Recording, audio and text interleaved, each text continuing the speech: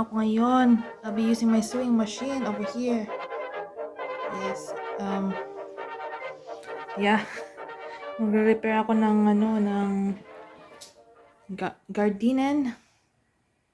Ewan ko anong tawag sa atin ito. Well, sa atin cortina, but manipis. Yung hindi siya not for darkening the room. Huh? Oh, ayun.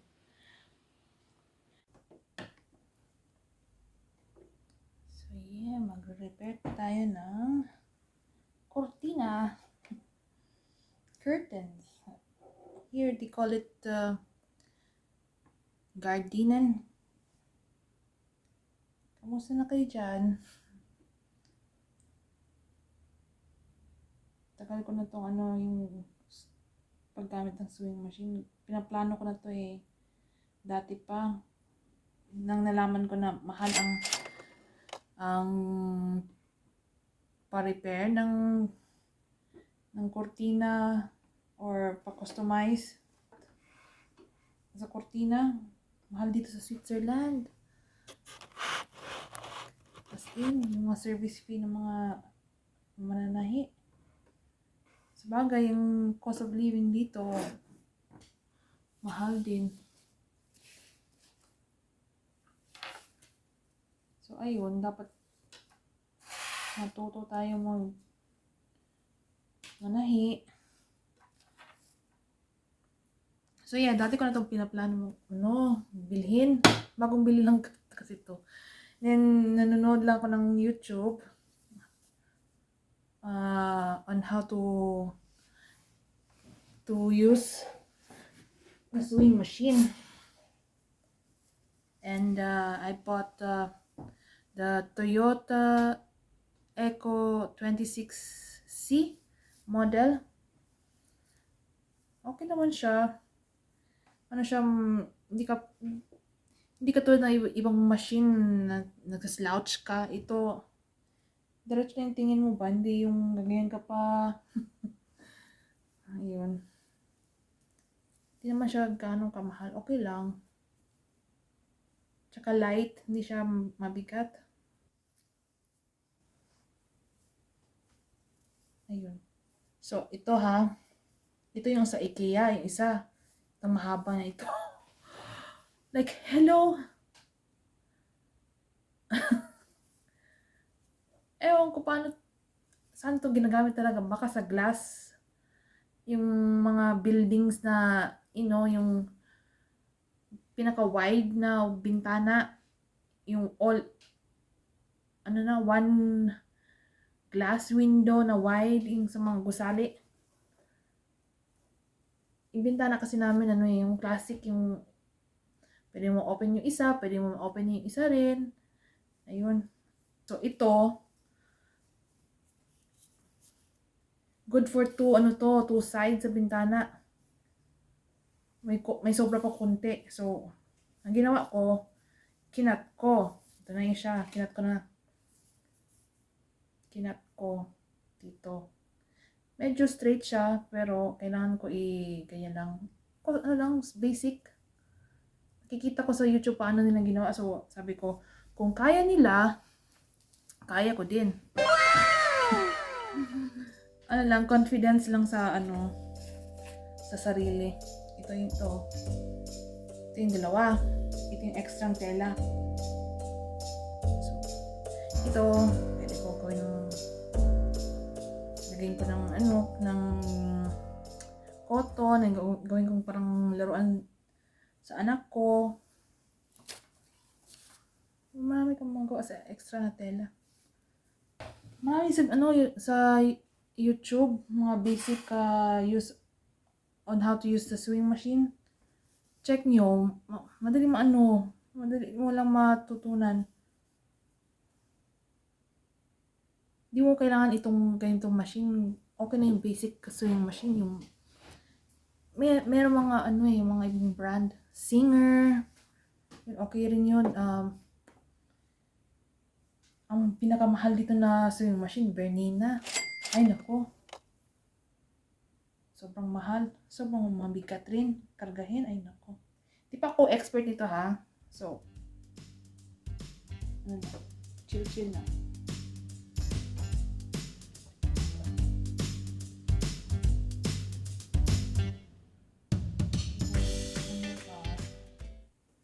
Ginagawa ko, i-fold ko ganito. Fold ko ng konti. Lagyan ko ng pin. Then, itutusok ko. Para malaman ko na hindi ako, so I will know that I'm sewing the curtain straight. Not the crooked. Charot.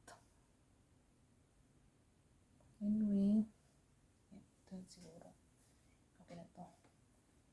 Nasa abroad ka, dapat alam mo lahat eh. Dapat all around ka. Sa totoo lang, hindi ako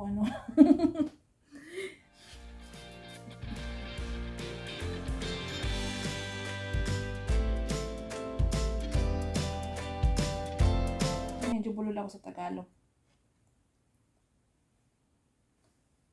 Tsaka, mother ko taga Bataan. Pinanganak ako sa Bataan. Meron ako mga relatives doon. Yeah, shout out sa mga Lamira.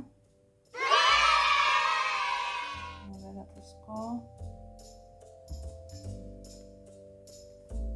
Ito. Look. Mga dots na yan. Ewan kung straight pa yan or ano. Basta okay lang kung hindi pa straight, okay lang yan. Dapat lang sealed siya. Ang gusto ko medyo curve or may space yung hindi siya flat na kurtina.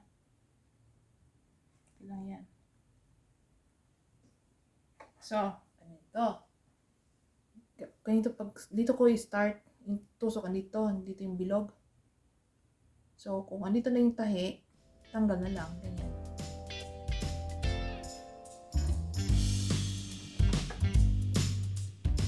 Hindi naman matutunan. Kala ko nga mahirap.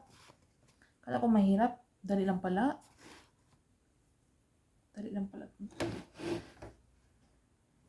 Dali lang kung basic lang talaga yung gagawin mo. Yung mga tahi talaga na professional. Ay, hindi pa ako confident. Sorry. Di ba grabe? Gumagawa na ng mask. Ano pa mga damit. Ay, hindi ko kaya yun.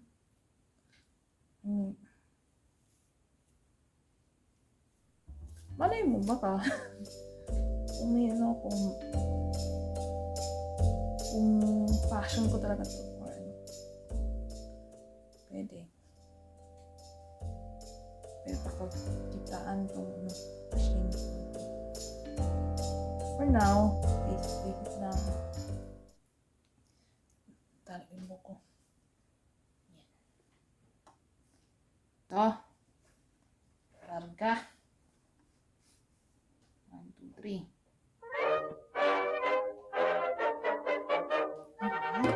Ano ba? Diyos mio. So, on. Automatic on yung ilaw dito eh. Ito, ganito. Sorry ha, kala talaga yung lamesa. Yan. Ganyan siya. Yan. Yung sampayan namin. Mamaya, tutupihin ko yan. So, larga. Hina-hina. Then tanggal ang needle. First needle. Meaning, remove.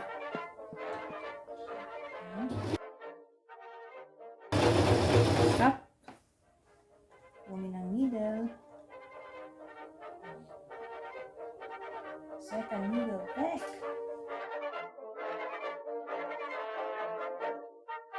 Stop. Needle. So on and so forth.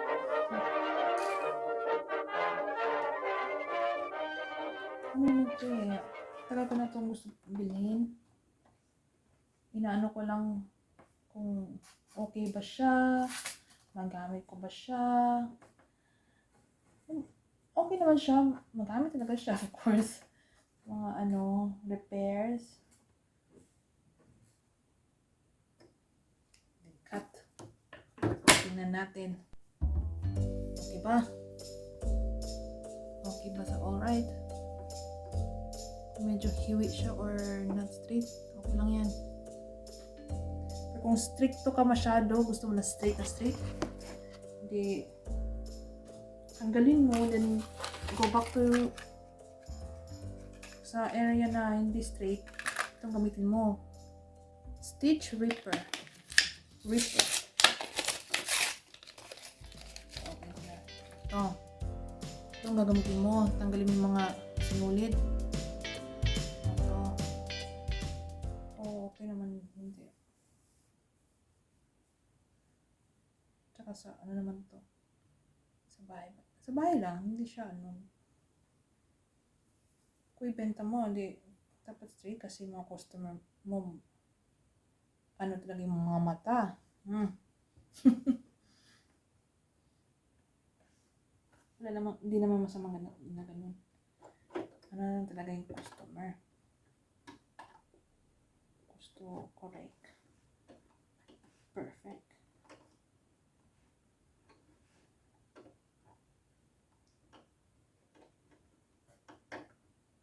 Itong part na, diba, itong tinahi ko. Diba yung extra dito. Yung para sa pole. Itong part ang ano, medyo mahirap. More on luto ako. Ito, bagong ano lang to. New skill that I've learned. This is just a new skill that I've learned from YouTube. YouTube. Pwede na. Para sa akin, okay na. Tinitry ko na lang ito. Ito, i-close. Dito lang. Kunti lang.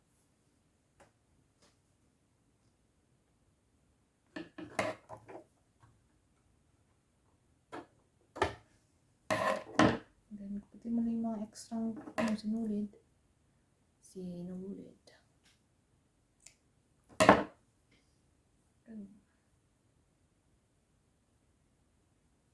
Hindi siya perfect, pero okay na yan.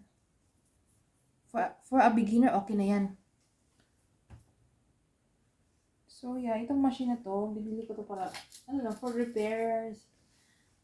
And, just in case na may mga pantalon kami binili na mahaba, ang gupitin. Then, tatahiin. Huh? Ay, nako. Tsaka, ano, kailangan mo matutunan manahi kasi yung anak mo in the future. Ako, I learned how to use machine before but not really focused. And then nakalimutan ko na. Tsaka hindi ako confident. No, when I was in high school. First kong, so, using the machine. Then, hindi ko finocus. Ayun, nakalimutan ko. Then, I got married, and then few years after, and then I realized,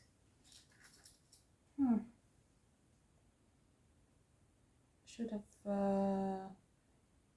start focusing or learning how to use the machine, because I didn't know that in case that kailangan tipid. Kasi ang mga ano dito, punta ka sa Swiss, mananahi, mahal ang talent fee. Mahal ang service charge, service fee. Kahit repair lang yan, kahit putol lang ng damit or pantalon. Or mayroon kay customize. Mahal dito. Sa Pilipinas, lang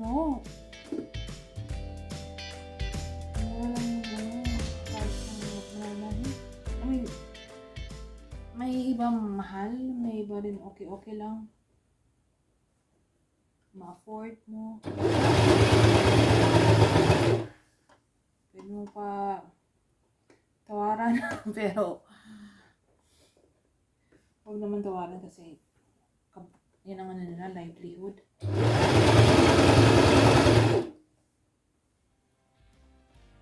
Diyan sila nakita.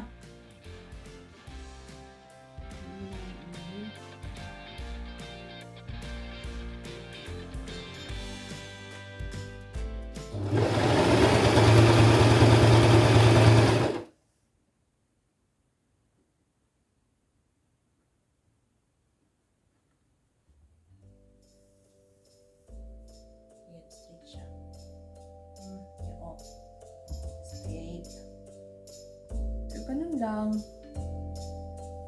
Ganun na siya.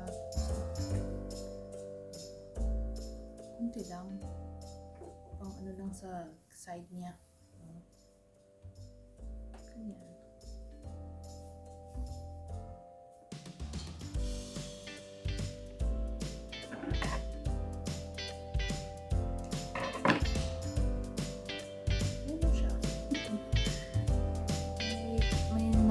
May natapos na ako.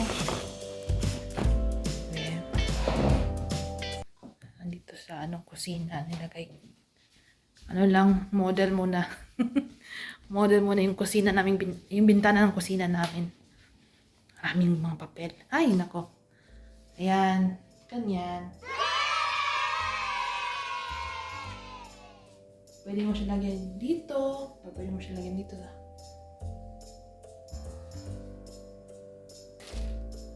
Ano lang. Yung IKEA tag. Magupitin ko yung mamaya. Model lang to, model. Imagine, kung hindi ko yung ginupit, ni-repair. Hindi magiging ganitong itsura. Seriously. So yeah, ganito siya. Ayun. Lang. Kailangan nyo ng confidence. It's not really difficult to use the machine. Actually, itong machine na ito, alam nyo, ilang years ko itong binabalak na bilhin. And finally, nag-decide ako na I think it's about time to learn and to use and also to buy the machine. No need to buy brand new. But it's second hand, it's okay. You don't have to be fancy schmancy. Ito lang. Gusto ko lang sa machine na ito, sa Toyota machine, may siyang quick advisor. Ito.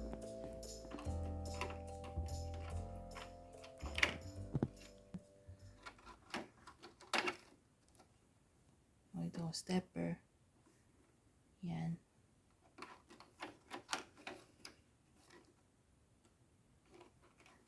Paano how to do the upper thread and the lower thread. May basic guideline. Quick advisor.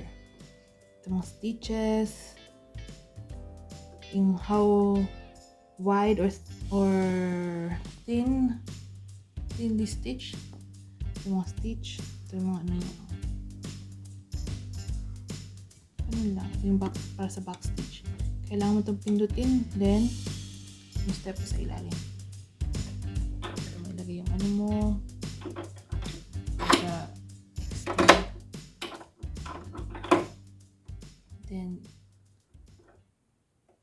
upper, stitch. Upper thread. Ganyan, ikutin mo lang dito, and then dito. Then, find mo ito, and then dyan mo then, dito mo yan sa ito. Pass mo sa needle. And then, punta mo siya doon. Basta makita niya sa YouTube, may mga basic learning how to do the upper thread and lower thread. Sino ba yung napanood ko? Sa housekeeping channel. Housekeeping ba yun? Don't ever turn this reverse. Always on the front. Yan. Pang ano yan sa needle. Dito. Siya mag-control. And then yung lock andito. Andito yung lock. Papansin niyo. Yan. Yan. Ganun lang. So, ayun. Until next time. And hopefully, you guys start learning how to sew or repair curtains. Yeah, jeans. Ayun. Ang sa jeans, you don't need to have a very heavy duty machine. You just need the needle, special needle. Replace mo lang ito. Ito, I think it's only good for cloth. Yung mga special needles for the jeans. Ito ang kailangan eh. This one. Malalaman nyo na it's for jeans. Mayroong picture ng jeans dito. Or nakasulat na jeans. Hey, why is it not clear? It's not clear. Hopefully you guys can learn how to use the sewing machine. Kung ayaw nyo ng sewing machine, pwede nyo gawin, hands. So with using your hands, it's fine. Before, I used to use my hands. Until now, if it's not really need a lot of work, you can use your hands. Ang machine, it's good when, for the curtains, for the jeans, if you want to make clothes from scratch or face mask. Yeah, you can use this, or you can also use this machine for making cushion toys for your babies. You can do anything with this machine. So yeah, bye bye. Thank you for watching. Please don't forget to like and subscribe my channel. Till next time, salamat po. Bye bye.